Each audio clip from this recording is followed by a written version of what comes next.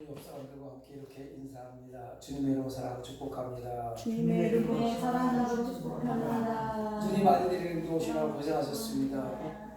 오늘 이렇게 열악한 환경 속에서 하나님의 저는 찾은 여러분들에게 하나님께 더 큰 은혜로 채워주실 줄 믿습니다. 한번 따라합니다. 너희가 진리를 순종함으로 너의 영혼을 깨끗하게 하여 거짓 없이 형제를 사랑하기에 이르렀으니 마음으로 뜨겁게 서로 사랑하라.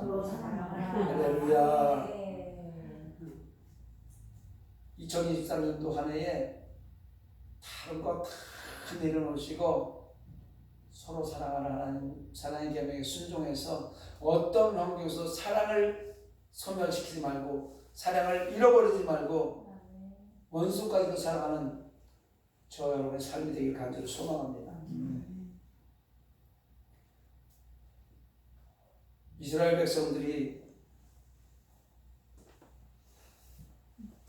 야곱의 식구들과 함께 70명이 야곱의 11번째 아들 요셉이 국무총리로 있는 애굽 땅에 들어가서 430년간의 삶을 살아갑니다.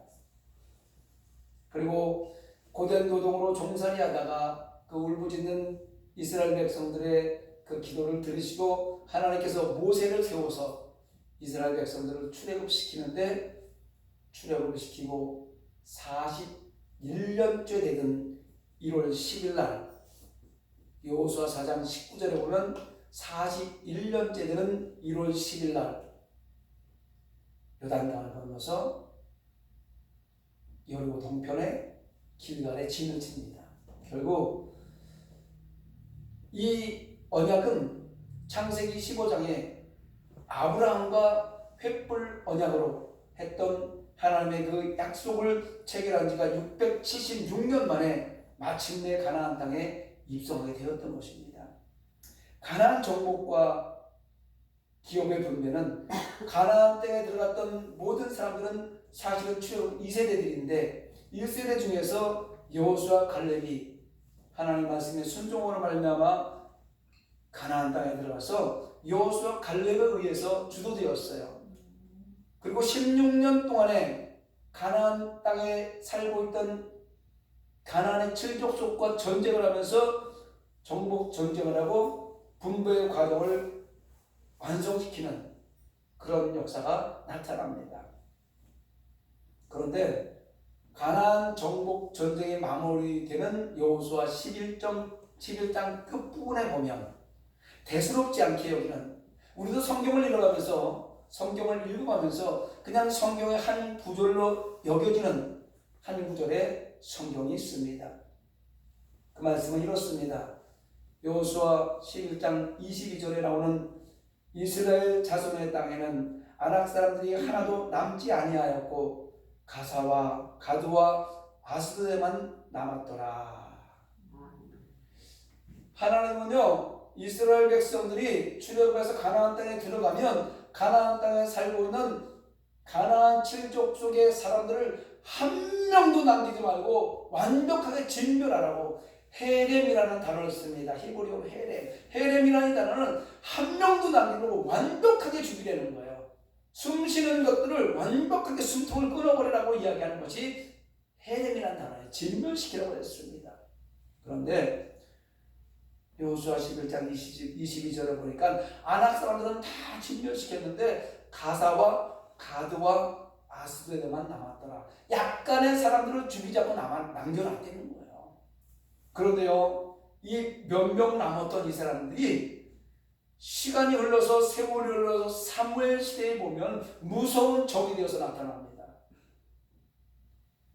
사무엘상 11장에 보면요, 가드 사람 골리앗이라는 사람이 나타나는데요, 이 골리앗을 이길 수 있는 이스라엘 장수가 없는 거예요. 골리앗이 나와서 큰 소리 치면요, 전부 벌벌 떨고 이스라엘 백성들을 모욕하고, 이 외에도 끊임없이 사무엘 시대에 보면 블레셋 군대, 이 블레셋이 누구냐면 가사와 가드와 아스돗에 남아있던 그 약간의 사람들이 엄청나게 많은 사람들로 불어나서 시간을 불어나서 블레셋에 지나는 나라가 된 거예요. 그리고 계속해서 이스라엘을 대적하고 괴롭히는 이런 역사가 진행되고 있습니다. 대적이 되어 있어요.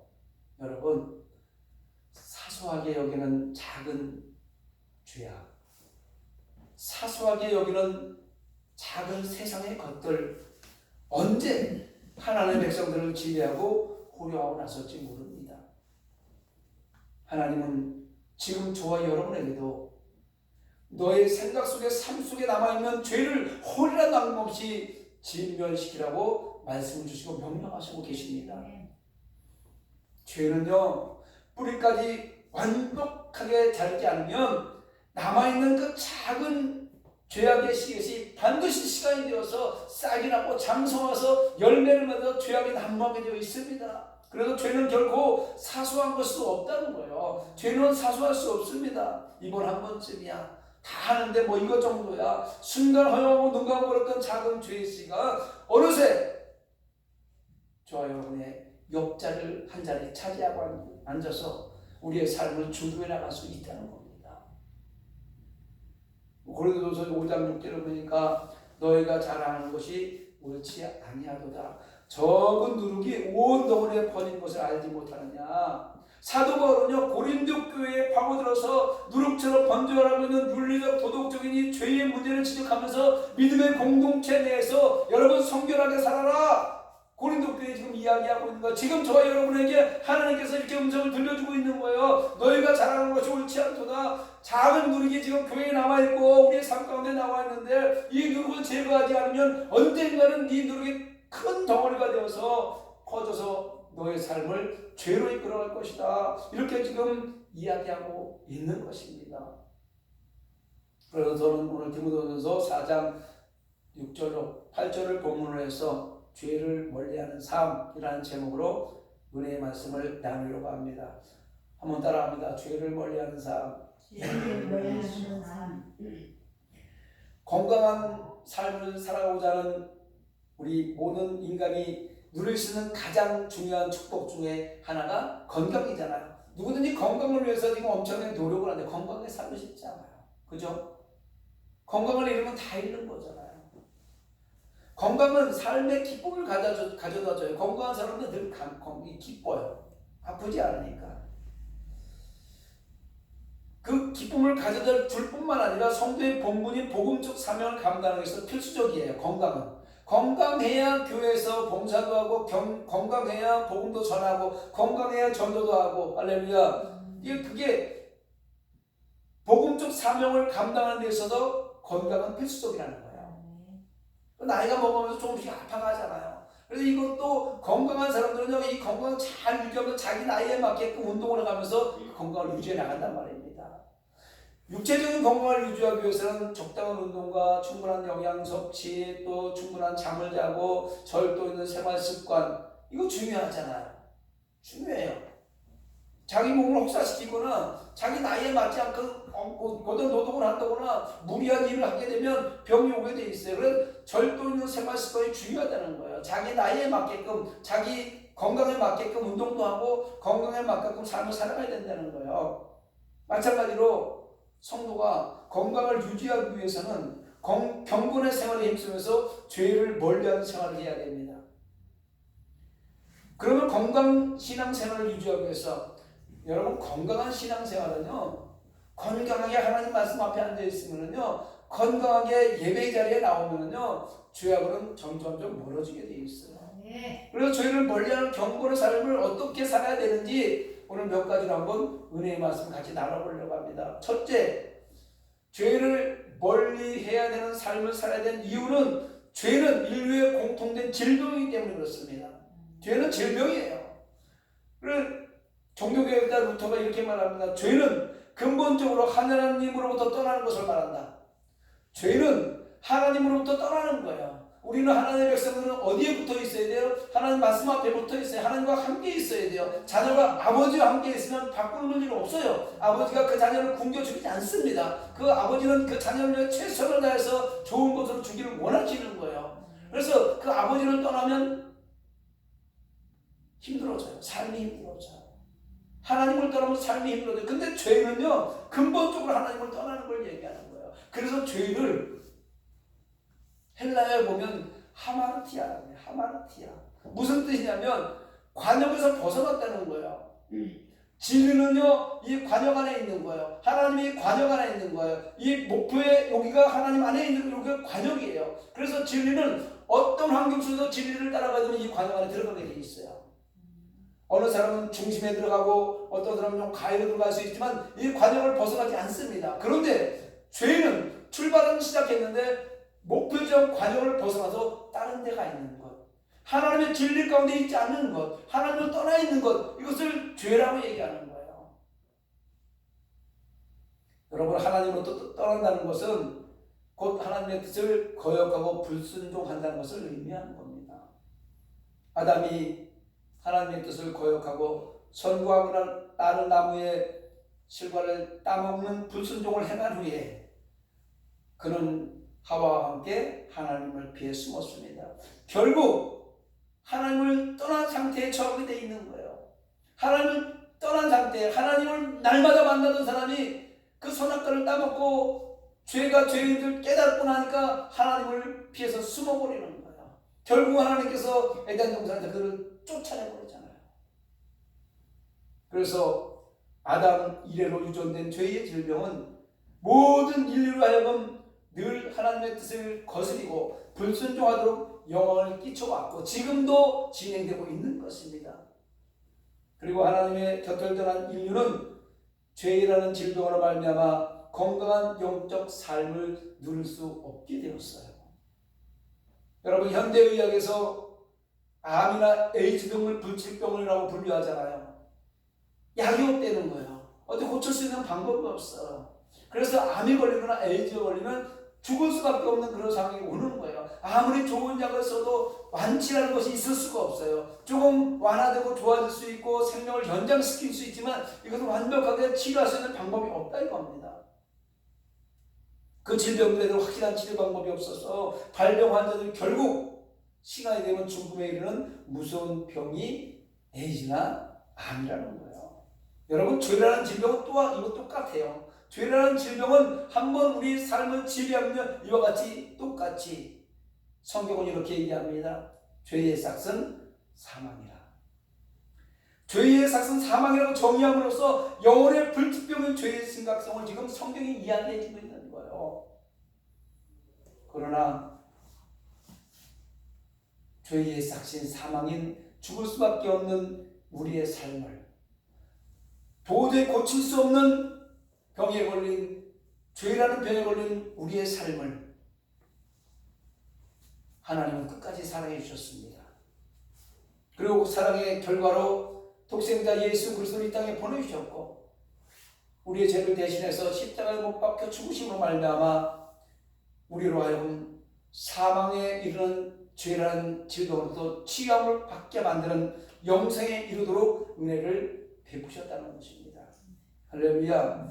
그러면 저희 여러분은 죄 가운데 살아가고 죄와 노출되어 살아가고 죄와 타협하고 살지만 하나님 앞에 나와 자백하고 회개함으로 말미암아서 죄의 삭은 사망이었지만은 예수 그리스도를 믿는 그 믿음으로 말미암아서 우리는 다시 한번 죄를 이기고 의의 병기로 사용되는 인생이 되는 것입니다.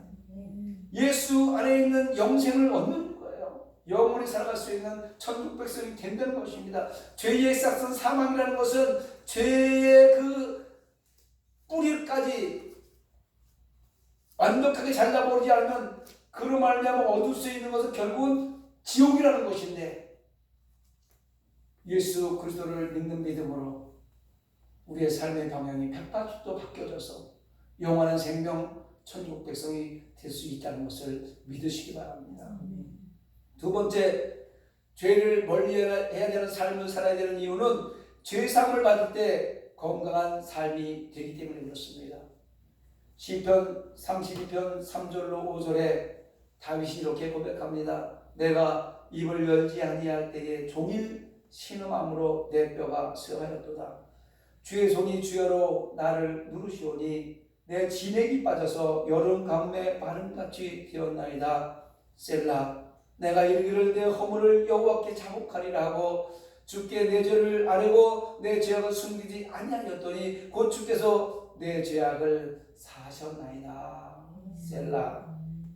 다윗은요, 죄가 심령 속에 가득 쌓여 있음에도 그것을 회개하지 않으면 비참한 상에 떨어졌던 것을 지금 고백하고 있는 거예요. 여기서 내가 입을 열지 않을 때 종일 신음함으로 라는 단어가 나와요. 신음함으로. 이 신음함으로 해당하는 히브리 원어가 쇠아가라고 하는데 이 신음소리를 얘기하는 거예요. 우리가 몸이 아플 때 문제가 생길 때 끙끙 앓잖아요. 나도 모르게 막 신음소리가 나잖아요. 그리고 이 소리는 짐승이 포효하는 소리라고 얘기해요. 으르렁거리는 소리를 나타내는 게 바로 신음함으로 죄를 회개하지 않고 죄를 끌어안고 있으면 끙끙 앓고 있는다는 거예요. 짐승이 막 포효하고 어떻게 할지 모르고 으르렁거리는 소리를 낸다는 거예요. 결국 죄를 지은 다윗은 자기의 죄를 자백하지 않음으로써 생겨나는 심령의 고통을 감당할 수 없어서 짐승이 울부짖는 것처럼 처절한 탄식을 할 수밖에 없었다는 의미예요. 이처럼 자기의 죄를 숨기고 회개하지 않으므로 받은 고통과 육체적인 만신창이가 된 다윗이 하나님께 나아갑니다. 그리고 자신의 죄를 철저하게 자복하고 회개하여 하나님의 사심을 받은 노래가 시편 32편 말씀이에요. 다윗은 하나님의 은혜 가운데 살 때는 건강하고 총명했습니다. 그런 사울 대신 기름부음을 받아 이스라엘 왕으로 택함을 받고 성령 충만해졌고 영육간의 건강한 삶을 살아가고 있었습니다. 믿음과 용기로 그 어린 나이에 블레셋 장군 골리앗을 물리쳤으며 사울 왕의 뒤를 이어서 이스라엘 왕이 되는 영광을 누릴 수 있었던 사람이 다윗이에요. 성령 충만해서 하나님의 은혜 가운데서. 그러나 밧세바를 취하고 우리아를 죽이는 죄로 인해서 그 아들이 죽어버리고 자녀 간에 서로 간음하는 일이 벌어지고 자식들이 서로 살육을 하고 아들 압살롬이 반역으로 왕위에서 쫓겨나는 경험을 하는 비극을 겪어야 했던 사람이 다윗입니다. 그는 이러한 죄의 고통에 대해서 내 일생을 슬픔으로 보내며 나의 연수를 탄식으로 보내며 내 기력이 나의 죄악 때문에 약하여지며 나의 뼈가 쇠하도소이다. 시편 32편 10절에 탄식하는 고백을 합니다. 여러분, 이처럼 죄의 결과는 마음의 고통뿐만 아니라 육체의 건강까지도 해치는 것임을 잊지 마시기 바랍니다. 다윗은 죄 가운데 고통으로 신음하였어요. 그가 죄를 자백하지 않았을 때 종일 신음함으로 뼈가 쇠하였도다. 그 건강이 쇠약해질 수밖에 없었다는 거예요. 여러분, 걱정거리가 생기면 뼈가 마른다고 하잖아요. 걱정이 생기면 뼈가 마른다고, 진액이 빠진다고 그래요. 그러나 그가 회개하고 하나님의 은혜 가운데 죄사함을 받았을 때 그 허물의 사함을 받고 자신의 죄가 가려지는 복이 있도다라고 오늘 시편 32편 1절에 말합니다. 결국 그는 하나님 앞에 내가 죄인입니다. 잘못했습니다. 용서해 주세요. 나단 선지자의 그 말을 듣고 하나님 앞에 온전하게 자복하고 물고 눈물로 회개했을 때 육신의 질병도 나날마다 건강하게 되었다고 성경은 이야기하고 있는 것입니다. 이처럼 죄사함을 받아서 하나님 안에서 평안을 누리는 것이 성도가 건강하게 살아갈 수 있는 비결입니다. 잠언 기자는 이렇게 얘기하는 거예요. 마음의 즐거움은 양양이라도 심령의 근심 뼈를 마르게 하느니라. 마음의 준 즐거움은요, 막 엔돌핀이 솟아가지고요, 바이러스가, 병의 바이러스, 세균이 들어왔다가도 엔돌핀, 다이돌핀 때문에 다 소멸되어 죽어버려요. 다 없애버려요. 그런데 심령의 근심이 오면은요, 모든 것이 다 져서 엔돌핀, 다이돌핀은커녕 오히려 이 바이러스가 우리 몸을 지배해가지고요, 뼈를 마르게 한다는 거예요. 근심이 생기면. 그러나 인생사 근심이 없는 날이 있습니까? 자녀를 키우며 삶이라는 또 먹고 살다 보면 세상에 부딪히다 보면 근심 없는 날이 어디 있겠습니까? 또 인생사 죄를 짓지 않고 살아가기란 불가능합니다. 왜? 우리는 아담으로부터 죄의 씨앗을 받고 태어나서 그 죄의 씨앗이 우리 마음속에 늘 자리 잡고 있기 때문에 이것을 우리가 자라날 때마다 싹을 자르지 않으면 언제 이것이 자라나서 우리 삶을 지배할지 모르기 때문에 죄를 짓지 않고 살아가기란 불가능한 거예요. 우리가 살아가는 이 세상이 나는 죄 없어, 난 한 번도 죄 짓지 않아, 가장 큰 거짓말이라는 거예요. 우리 늘 죄악에 노출되어 있습니다. 그렇다면 죄가 장성하지 못하도록 저희가 생각날 때마다 죄를 자백하는 거예요. 죄를 크지 못하게 만들려면 죄의 씨앗을 늘 갖고 있는데 죄가 어느 순간에 나도 모르게 탐심이 생겨서 싹이 나고도 막 자라려고 했을 때 그것이 깨달아지면 그 죄의 싹을 잘라버리는 거예요. 어떻게? 하나님 잘못했습니다. 오늘 내가 이런 죄를 졌습니다. 미워했습니다. 시기했습니다. 질투했습니다. 욕심부렸습니다. 하나님 앞에 죄를 자백하는 겁니다. 그러면 하나님께서 그 죄의 싹을 잘라버리는 거예요. 그럴 때 하나님은 우리의 죄를 사하시고 우리가 하나님 앞에 나와서 하나님, 지난 한 주간도 내가 살아왔는데 세상 가운데 덧하며 살아가다 보니 욕심 부리지 않을 수가 없었습니다. 또 사람과 사람 간에 부딪히다 보니 미워하지 않을 수 없었습니다. 그래서 미워했습니다. 하나님 용서해 주세요. 하나님 거룩한 주일 나와서 또 생각날 때마다 하나님께 자백하면요, 하나님께 우리 죄를 사하여 주십니다. 그리고 영육간의 건강을 회복시켜 주시는 것입니다. 날마다 자백하는 삶을 살아가시기 바랍니다. 끝으로 죄를 멀리하는 삶을 살아야 되는 이유는 죄를 멀리할 때 건강한 삶을 누리며 살아갈 수 있다는 거예요. 갈라디아서 5장 16절 17절에 보니까 내가 이르노니 너희는 성령을 따라 행하라. 그리하면 육체의 욕심을 이루지 아니하리라. 육체의 소욕은 성령을 거스르고 성령은 육체를 거스르나니 이 둘이 서로 대적함으로 너희가 원하는 것을 하지 못하게 하려 함이니라. 사도 바울은요, 갈라디아 교회에 성령을 쫓아서 성령의 열매를 맺는 건강한 삶을 살 것을 촉구하는 내용이에요. 성령은 육체를 거스르고 두 마음이 항상 마음에서 부딪히는데 성령은 육체를 거스르고 육체의 소욕은 성령을 거스르고 둘이 계속 거스르며 부딪히고 있어요. 그런데 이 둘이 서로 대적하면 너희가 원하는 것을 하지 못하게 하려고 계속 우리가 하고 싶은 건 뭐예요? 전도하고 싶고 예배드리고 싶고 말씀 보고 싶고 더 착한 일 하고 싶고 선한 일 하고 싶고 나누고 싶고 베풀고 싶고 이렇게 세상 사람들을 보기에 예수 믿는 사람의 삶의 모습으로 살아가고 싶지만 세상이 그걸 허락하지 않은 거예요. 더 많이 갖고 싶게 만들고요. 저 예수 믿지 않는 사람보다 더 좀 잘 살고 싶은 생각도 들고요. 이렇게 해서 육체의 소욕과 성령의 소욕이 부딪히면서 살아갈 수밖에 없는 이때에 하나님의 교회뿐만 아니라 지금 우리가 살아가고 있는 이 성산교회, 아니 이 땅에 있는 많은 모든 교회에 똑같은 일이 벌어지고 있어요. 이때에 성령을 쫓아서 성령의 열매를 맺는 건강한 삶을 살아라. 이렇게 지금 사도 바울이 얘기하듯이 지금 성경 말씀이 저와 여러분 이렇게 얘기해주고 있는 거예요. 성령의 소욕을 따라. 성령은 육체를 거스리고 육체의 속으로 성령을 거스리는데 성령의 운행함, 성령의 인도하심을 따라 살아가라. 건강한 삶을 위해서는 육체의 소욕에 대한 절제가 필요합니다.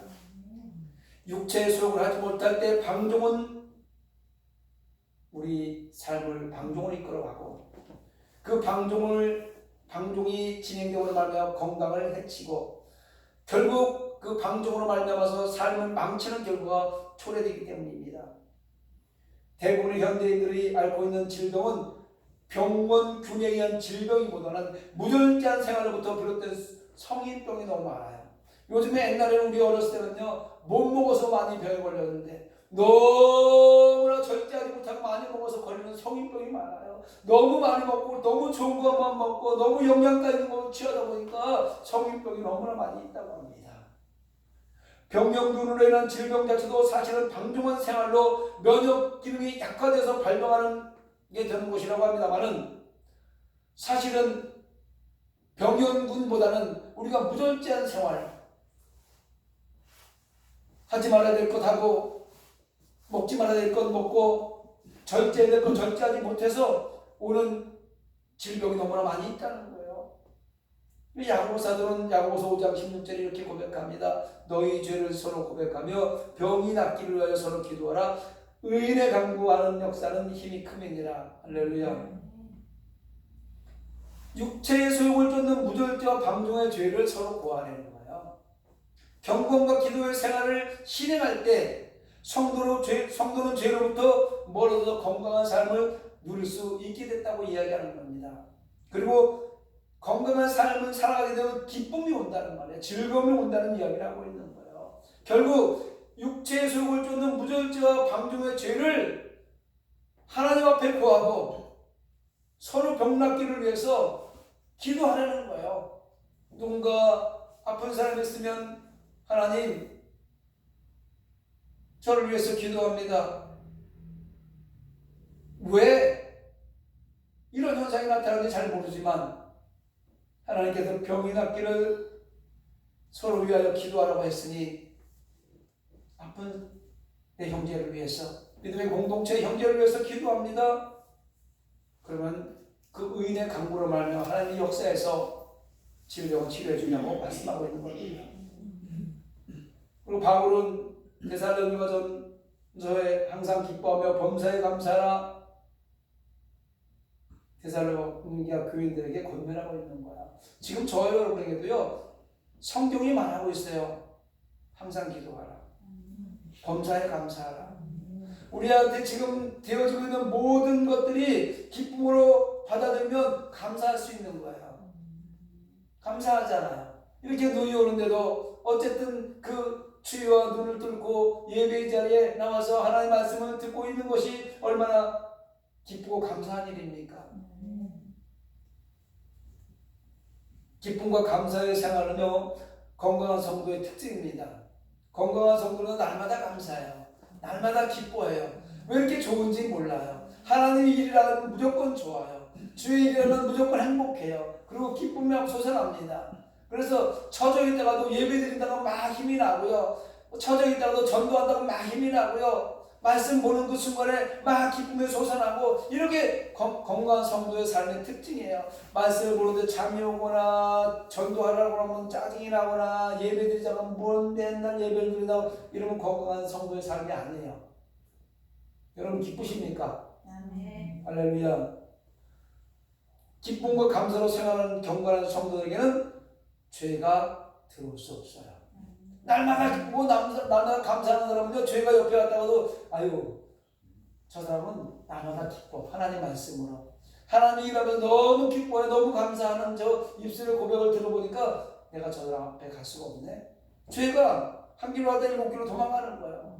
감사하고 기뻐하는 사람 앞에. 그러니 우리가 죄를 멀리하고 죄를 물리칠 수 있는 길은 감사하고 기뻐하는 거예요. 성도가 병든 삶을 살아가고 있다는 것은 하나님을 떠나서 세상과 타협하며 적당히 살아가는 영적 상태를 말하는 거예요. 대충 한 발은 교회, 한 발은 세상에 걸쳐놓고 대충 살아가는 그런 영적 상태. 이스라엘 성도는 영육과를 병드는 성도예요. 사랑하는 성도 여러분, 성도는 감사와 기쁨으로 하나님을 섬기며 죄에서 떠난 건강한 삶을 살아가야 됩니다. 아랍인들 속담에 이런 이야기가 있습니다. 우리 모두 영육의 질병을 앓고 있다. 그리고 하나님은 영육의 모든 질병을 치유하시는 의사시다. 세상을 살아가는 모든 사람들은 영육간의 질병을 앓고 살아갈 수밖에 없다는 거예요. 왜? 죄의 씨앗을 갖고 있기 때문에. 그러나 하나님 앞에 나와서 자백하고 하나님 말씀 듣고 예배자의 삶을 살아가면 그 영역의 모든 질병은 의사이신 하나님이 고쳐주신다는 거예요. 고침받고 살아가시기 바랍니다. 죄는 인류의 공통적인 불치병이에요. 죄를 어떻게 할 수가 없어요. 죄는 세상에 어떤 방법으로 해결할 수 있는 방법이 없어요. 목사가 죄를 해결할 수 있어요? 없어요. 의사가 없어요. 과학이 아무리 발달해도 이 죄의 문제를 해결할 수 있는 방법은 없습니다. 세상에 어떤 의술이나 과학의 힘으로도 죄의 문제를 해결할 수 있는 방법은 없어요. 오직 예수. 할렐루야. 날 위해 십자가 지신 그 예수를 믿고 예수님과 동행하면서 예수 안에 삶을 살아가면 죄의 문제가 해결된다는 것입니다. 결국 그래서 예수 안에서 치유받는 성도는 죄에서 자유함을 얻고 할렐루야 건강한 삶을 살아가게 되는 겁니다. 죄에서 자유함 얻으세요. 하나님 앞에 묶임받으세요. 우리는 죄에 묶여있지 말고 죄에서는 자유함을 얻고 하나님 말씀에 묶임받아서 하나님 말씀하시는 대로 하나님 이끄시는 대로 하나님 방향을 정해주는 대로 하나님께서 오늘도 가라하면 가는 것이고 서라하면 서는 것이고 예배 드려라 눈이 와도 비가 와도 예배 자리 나가라면 나오는 거예요. 결국 그리스도 예수 안에서 치유받는 성도는요 죄에서 자유함을 받는 거예요. 죄를 멀리하는 삶의 주인공으로서 하나님의 군사가 되기 원합니다. 의의 병기가 되는 은혜를 받아 누리시기 바랍니다.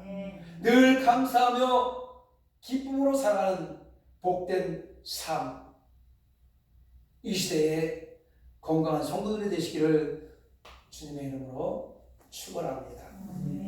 말씀을 생각하면서 우리 함께 기도하길 원합니다. 하나님